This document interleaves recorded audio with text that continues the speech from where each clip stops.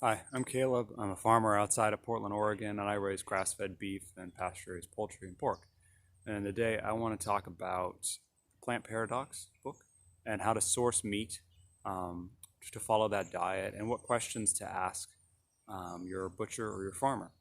The Plant Paradox book was recommended to me by some customers, so I read it earlier this year. I listened to it as an audiobook.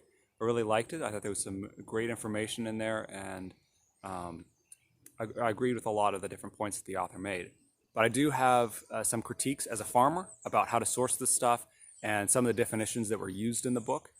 So I want to talk about how do you source uh, grain-free meat or eggs, um, because that was one of the issues that I saw in the book.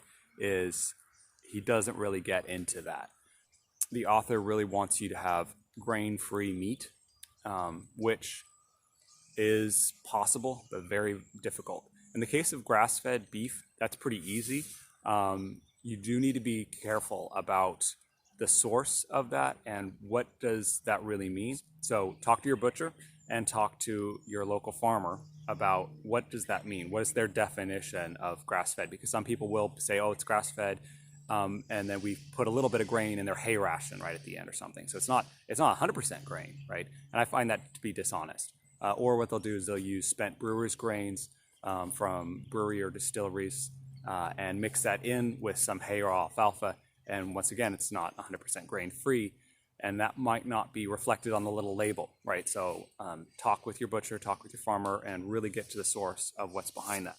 In the book, he also recommends grain-free poultry, right? And he calls that pasture-raised, claiming that chickens are insectivores and that they can live entirely off of the bugs and grass off pasture. That isn't true. As a producer, we do have to feed grain. We do put the birds on pasture. They can eat as much grass as they want. There is not enough insects to support a flock, even if they're following behind a herd of cows. You're still going to have to feed grain during the wintertime or during different seasons. The chickens just do not have enough to have a good life, right? To keep animal welfare up to where it should be. I do think that what goes into their diet matters. So we don't put soy into their diet because it's a high lectin legume, and or even if it's roasted, if it's not roasted properly, that can be a problem. So we don't use any soy in our ration. So I just want to make sure that you understand that if you're looking for meat to follow the diet, you can follow it by eating grass-fed beef. Sourcing that is going to be very difficult. I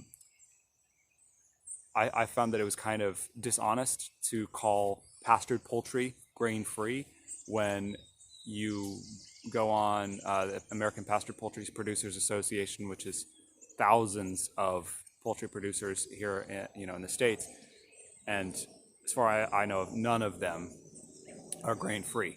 Um, they're all on pasture, but they're all supplementing on grain. So to have that as a standard of, oh, buy this, but it's also grain-free, is going to cause a lot of people who are reading the book to get frustrated and disappointed with their farmer when they think that he's not living up to some arbitrary definition that the author created. So if you are looking for pasture-raised poultry, you can buy soy or corn-free. Talk to the grower and know what's in it, but understand that they're limited by the physiology of the birds. I would recommend it if you're trying to have as much forage base as possible. Get a Freedom Ranger or Le Rouge-based chicken. So that's a red meat bird rather than your conventional white birds. But understand that it's going to be a lot more expensive. Also, if you're buying pork, make sure that it has access to pasture, preferably that ones that are forage are heavily foraged, and that, if possible, are even finished off of hazelnuts or apples, which traditionally that's what breeds would have been thousands of years ago. I thought the author did a great job on what he knows. He's obviously very intelligent and incredibly has got incredible achievements in his field, but I thought he kind of missed the mark when it came to animal agriculture, at least, and some of the limiting factors as far as he kind of assumed some things and didn't quite do his research there in all of it. Grass-fed beef, he's right on, but with omnivores, I think he missed the mark. Anyway, that's my 2 cents. If you got a different opinion, leave a comment.